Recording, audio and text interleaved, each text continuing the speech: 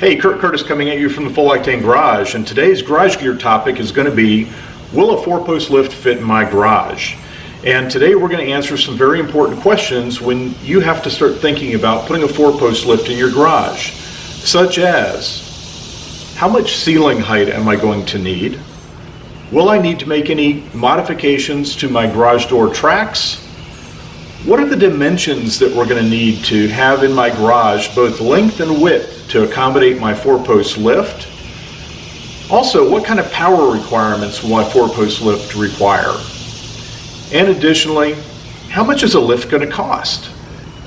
So those are the questions that we're going to answer in today's garage gear video on, will a 4-post lift fit in my garage? So stick with us and we'll get right to it. Okay, today we're going to talk about the direct lift, which is the lift that I happen to have. I didn't actually get an opportunity to select the type of lift that I had because this one we bought on the used market, and it was actually a phenomenal deal that we just couldn't pass up.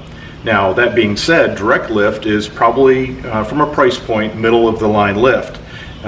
Price points on a direct lift, and this is a ProPark 8S. This is their smallest lift, and it goes for about $2,400. If you get a comparable lift from Benpack, you're probably going to be in the near $4,000 range. And if you get a lift from A+, and a friend of mine has an A+ lift, and we really looked very closely at the A+ and the direct lift, and they look identical, other than the method that they mount their transport wheels. So that's really not a big deal. They're both 8,000-pound lifts.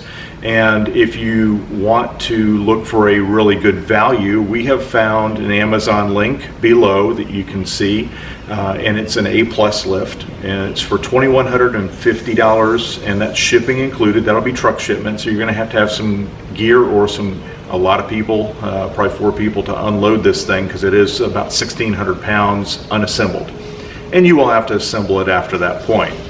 But from the value standpoint, we'll talk about the direct lift. The direct lift actually has a hidden link, I'll say hidden link, in their FAQ section on their website that is a calculator. I've also included a link to the calculator, and that calculator will let you put in the height of each of your 2 cars, and it will tell you how much ceiling height you're going to need. And that ceiling height will be potentially inclusive of your garage door tracks. So garage door track modifications are something that is commonly required because most people have approximately a 7-foot garage door, and the tracks usually go just a little taller than that 7-foot opening.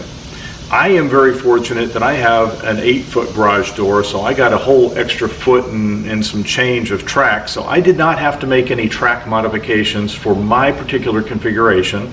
But as you see behind me, the Corvette does have to have the top down for the garage door to clear. So that's just a consideration. You're probably going to spend between $300 and $500 getting the track modifications done, and some of those, if you have a lower ceiling height, are going to require you to get a side mount garage door opener. So count on another few $100s for that.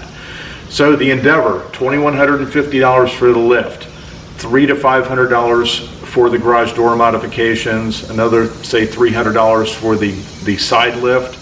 So you're probably getting close to the $2,800 range, maybe $3,000 range to get your lift in the garage fully operational. The next thing we want to talk about is power. A lot of people think, oh my gosh, that lift, it's going to take a lot of power.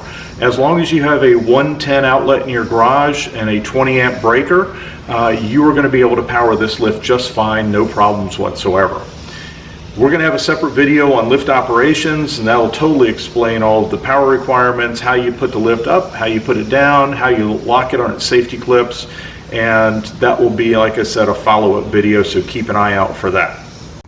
Okay, many of you are asking how tall my ceiling is, and it's actually 9 foot 7 inches or 115 inches to the ceiling. Now, with the car up on the lift, you can see that there's probably 4 or 5 inches from the windshield to the ceiling, and probably 4 or 5 inches to the garage door. We'll measure that next. Okay, the car actually looks a lot closer to the ceiling than it is. We have about 7 inches of clearance, so we're clearing it by a good shot. Let's look at the garage door next. Okay, not quite as much room to the garage door. We have this support bracket that hangs a bit low. So it looks like we're right at about 4 inches of clearance, actually. If you look at it properly, there's 4 inches of clearance. So I believe this is the highest point of the lift that we would want to go. And you ask how tall the post is. So this post top is 82 inches or 6 foot 10 inches. Actually make it 82.5 inches because of the nuts. So that's how tall the post is. It'll get outside of my 8-foot garage door with no problem. I can put it on its transport wheels, roll it out in the driveway, and actually do work around here into the carport. So if I want to do any pressure washing under the car, I could roll the lift out here, jack it up, and get to it. Now, if you want to leave your ramps on, then you're going to need to slide the lift forward into your garage a bit. So if you have enough depth in your garage, that's fine. And you're going to have to pull your lift forward approximately 35 inches. So if we took about 36 inches, so you're going to need at least 36 inches to the point that your garage door opens. Okay, now you ask, how deep does my garage need to be to put this lift in? We have already come to the conclusion that we have a 9.5 foot ceiling, and that's sufficient for my 2 cars. And it could be that car and that car. Now we need to know how deep this garage needs to be. My garage is extra deep, but if we were to look at where the front of the posts need to be with the mechanisms for the safety latches, we left about a foot extra in the front, and then we'll go all the way to the back. And this is assuming that you're going to leave your ramps on. If you leave your ramps on, you're going to need approximately 18 feet. So 18 feet will comfortably get you a 2-car lift in your garage that's 18 feet deep. And then I will tell you in a second how far from the wall it needs to be.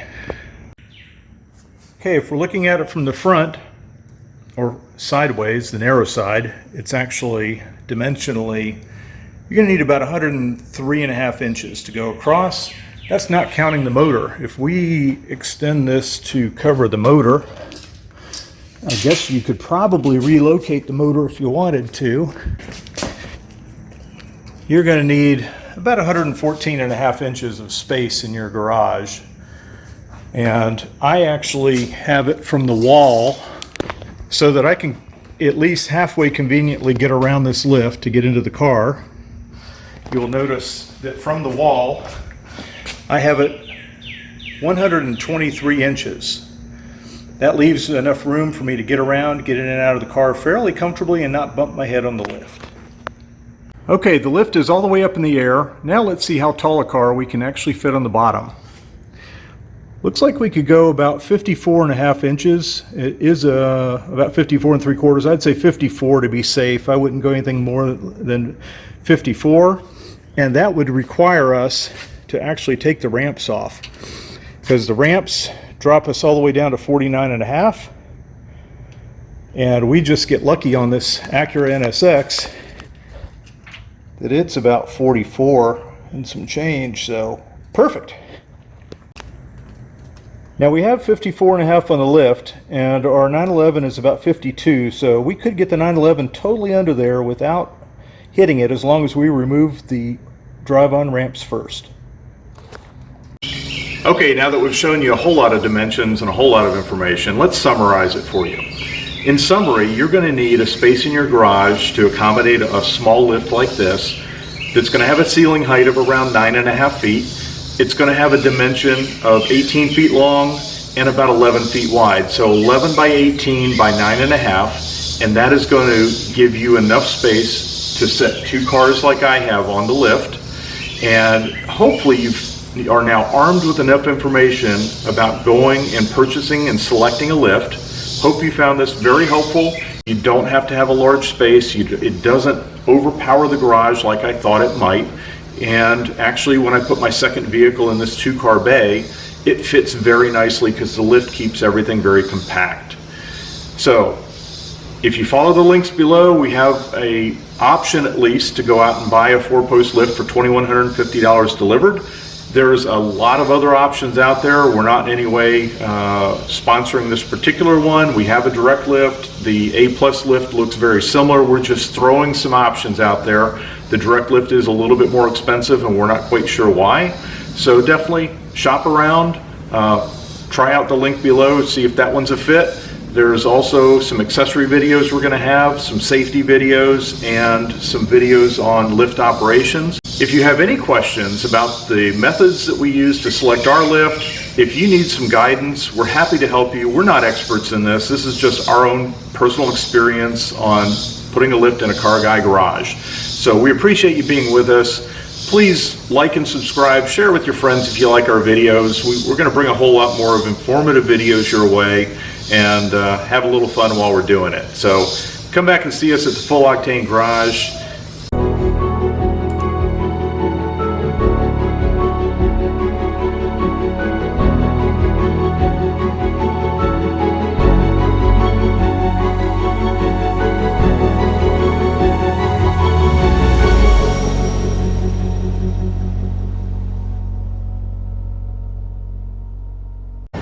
With the vehicle size that we have, damn planes.